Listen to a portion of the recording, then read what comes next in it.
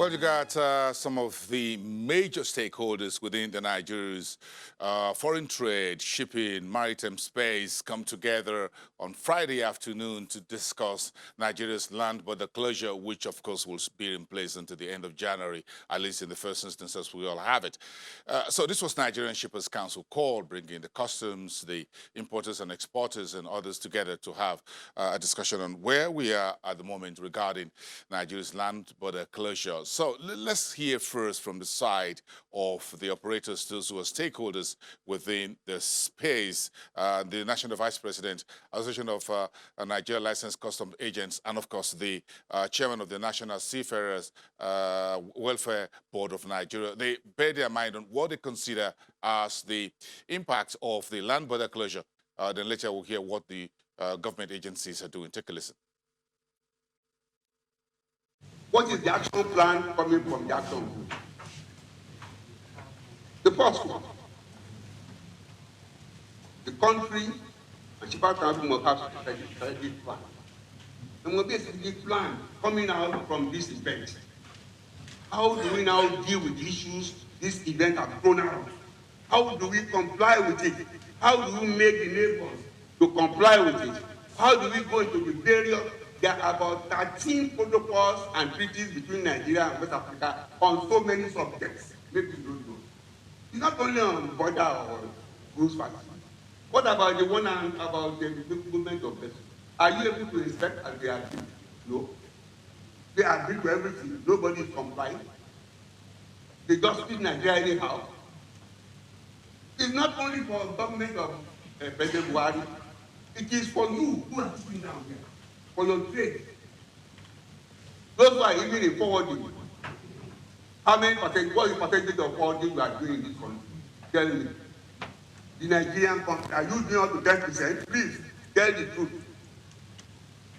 They are not doing 200 million tons of cargo in this country, either containerized or coming without being palletized. Whether it's wet cargo, how much percentage are you taking part? They will now drop the anchor at Cotonou and do ship-to-ship transfer of wet cargo. Is that not your job? We're talking about Greek law. Give that. Let there be Greek law if the volume of cargo is so much for you to clear. There must be a strategic plan so that we don't wait until another one comes. Strategic plan that will deal with the issue of revenue generation, immigration control, strategic plan that will do about the cargo traffic, the ships traffic, cargo traffic. We do about patronage of Nigerian entrepreneurs, Nigerian practitioners, professionals, whether they are haulage contractors or whether they are clearing and boarding agents. I hope you are not a foreigner, you are going out. Maybe it's too hot for you. Yes, finally. My own suggestion. We must strike strategic alliances with all that are your counterparts are in Benin, your counterparts in Ghana, in Togo. You must strike strategic alliances with them so that they will know where you stand, where you want to go, and what you don't want to go. So that they will be checking these imperfections from their own end before it gets there. You need strategic alliances with your counterparts. And of course, I don't have to say, government has to also do that at the level of government. Finally, you say finally, and then you say finally, government has to do that also. Strategic implementation. Strategic implementation. Look, I don't join the people who say, after making a lot of speech, they like to end up that implementation is Nigeria's problem. What nonsense is that? What nonsense, absolute nonsense is that? Everything we say, it cannot, we even agree before we say it cannot be implemented. The implementation is our problem. What does that mean? When are we going to stop that? Because we are in charge. When we close the border, we show that we are in charge of Western Central Africa. And I think from now, On what I rested my presentation, I will lead this action group. You must continue to ask past council, all of you individually as a group. What have you done after today's meeting? Because President Bello know that I didn't have the time I'm spending with him now. I didn't sleep till this morning because I was working on what I'm going to say this morning. Because I feel very strongly with it, and I'm going to pursue him until he does what we have concluded. I did an inquiry and I realized that over 6 vessels on a weekly basis of rice to Benin Republic. And government has made policy to make sure that in the last 3 years, we are going to reduce importation of rice. However, having said that, it's a welcome development, but there is need for government to look inwardly. So I will use that opportunity in an advantageous way in Nigeria. The first thing government needs to look at is the issue of the industry, because as a result of that closure, the level of importation will definitely increase. Of the call-up system is a total failure, and on a daily basis, every morning, we find it very difficult to access the port. We don't know the miracle the government wants to do about that. There's need for us to have a permanent solution on the call-up system. Because you agree with me that we have difficulty. In the last 1 week now, or 3 days, to load a container to Ikeja is over 500,000. Perhaps you don't know, yes. So we have this problem. If we close our borders and the port is not accessible, I don't know the negative effect on the economy. Having said that, I also want to look at, this is the best time that the government should start taking records. The issue of the border closure. I am positive that it's going to increase the level of job creation. Government needs to start taking stocks, data. The Federal Bureau of Statistics should be given to give us statistics of what happens before border closure, when border was closed, and what is the level of employment that is generated. Let's also look at the issue of the rice mill, the locally produced rice. The government has tried giving them incentives. We commend government on that. And we also want Nigerians to be patriotic. There's need for us to have attitudinal change by making sure we even embrace our own thing.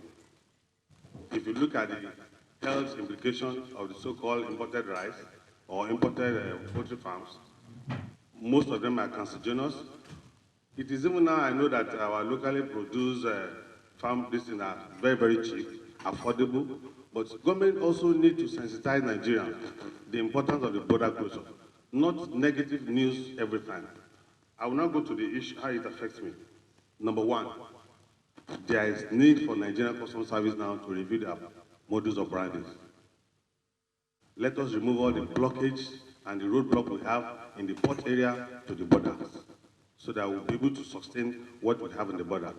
A situation where consignment is examined, a release in the port, and more than 3 pickups of custom still outside, still apprehending the same container is not too good for our image.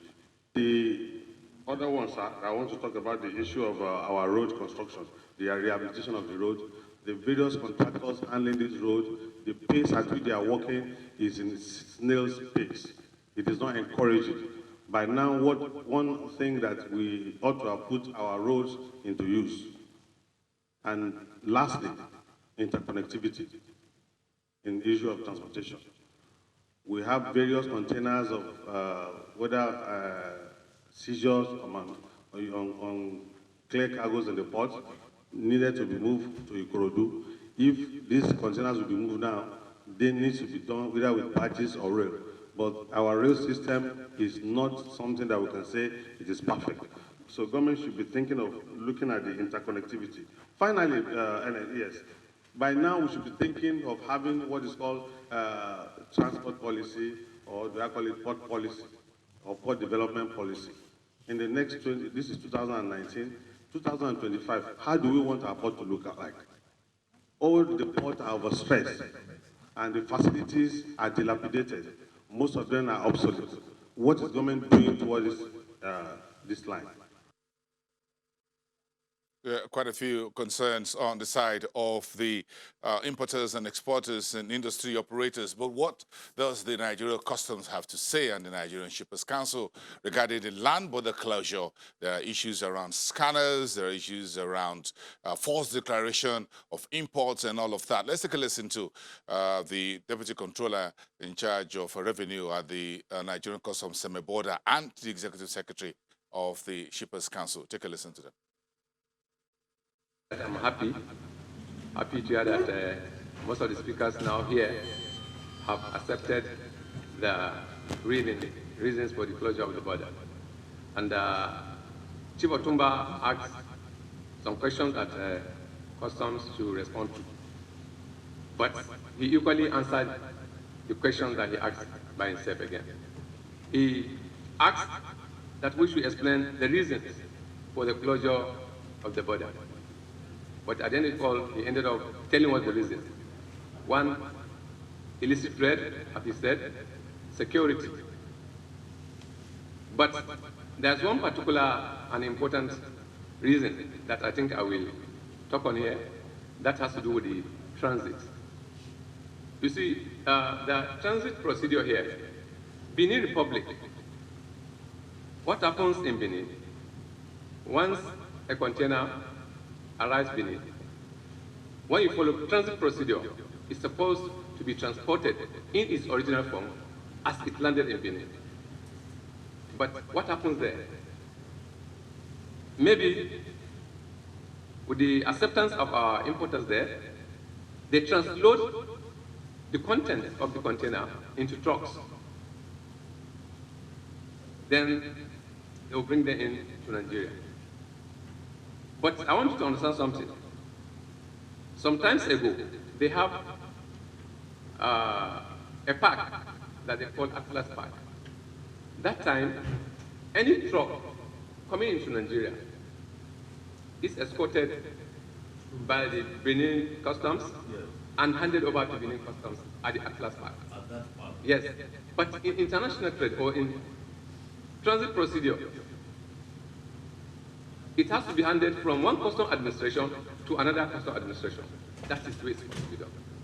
But that had not been the system, the procedure they were doing. Then, when the joint border post was opened, we decided that proper transit procedure must be adhered to. That is, from one custom administration to the other. Though these goods are not coming in their original form. I want you to understand that. Yes, they translate it into trucks with tracking, then they bring them into Nigeria. But now we enforce it, we made it compulsory for them to hand over to us, unlike what was happening before. So we decided that that Atlas bag that was in the section of Benin Republic was not going to be used anymore. That since this is the procedure, please, from Benin Customs, hand over to Nigerian Customs. And that is what they are doing here. But those goods are not coming in their original form. That's one problem. And that's the reason now Nigerian Customs is saying that anything coming into Nigeria that meant for Nigeria, destined for Nigeria, that lands in Benin Republic coming to Nigeria must come in its original form. I hope you get this. Yes.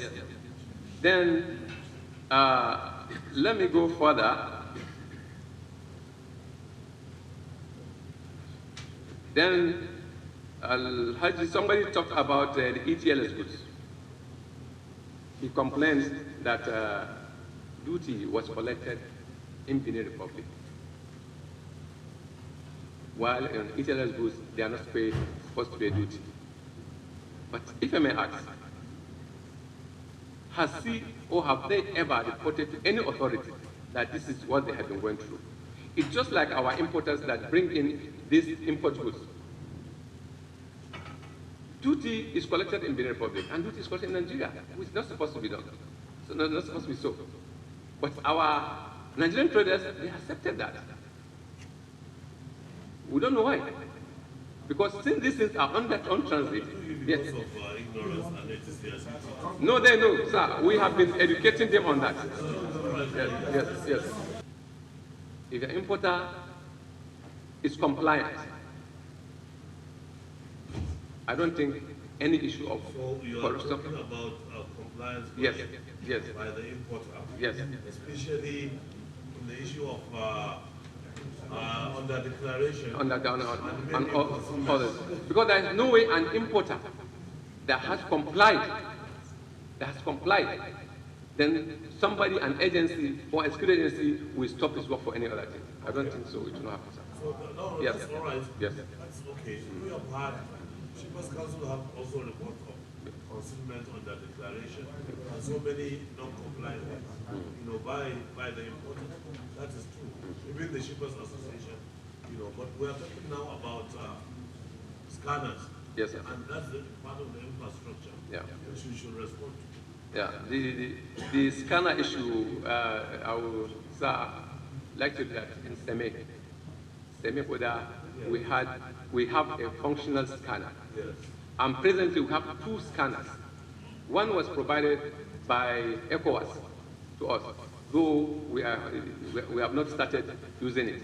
But the other scanner that we had, just recently, it had a downtime, and we are presently working on it. Do you do both after scanning the No, when the scanner was functional. Once their goods are scanned and they have no problem, their goods go direct. Okay, please. Yes. So give us the solutions. Okay. Also My own suggestion is that I think we should have a more market-friendly measures. Improved port logistics, road infrastructure, modernization, that is scanners, provide scanners. Yes. I think if we can have such things, All right. then this will work. I said the preponderance of opinion here is border closure, yes, do it in order to solve the problem. So it's not border closure for border closure's sake, no. While you are closing the border temporarily, then put the structures, and these structures are, conventions. Look at the procedure and processes, the issue of infrastructure, which has been laid down, very important. The issue of security, then the issue of overall benefits of international trade as it is supposed to be done. I think we have seen also, and which is also beautiful, Farinto said it first, there is a connection between the border closure and what is going to happen at the port, now or immediately. And fortunately, Shippers Council has been talking with the government on the issue of demurrage, on the issue of rent, as far as this congestion is concerned. Then we have 84 million metric tons per annum, and we want to inspect each and every container. It's painstaking, it is primitive. I'm sure Dr. Yabuna said one day when I said it's primitive, he called me, and agree with me. It is tedious, and it slows movement. So that's why the space. I called APMT the other day here, and they said they have 97, more than 90% occupancy in their terminals. And this is just November. You're talking of end of November, the beginning of December. So we are going to tackle that. We are going to visit the ports, and we have the authority to suggest certain things be done as you suggested, especially in the issue of demurrage and the rent. But it is everybody's responsibility. Please, don't let us pretend. The freight forwarder, he has very, very much responsibility.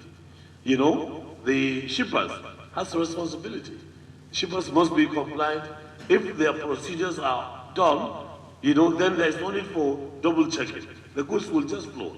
But I also need to ask whether maybe in the port, the fast track system of cargo clearance, is being done by the customs, especially for huge regular, importers who have volume and value, and the cargo is even homogeneous, So there must be a way that we can, ensure that these things are passed. I know the risk assessment, of customs, especially now that Nigeria is, the revenue is very important. Quite a lot to talk about at the stakeholders conference on land border closure. Hope you digested all of that. When we come back, Juliana Olayinka, my colleague from our London studios, is joining me to discuss the latest bailout deal for British Steel, £70 million. Where is that money coming from? After the break.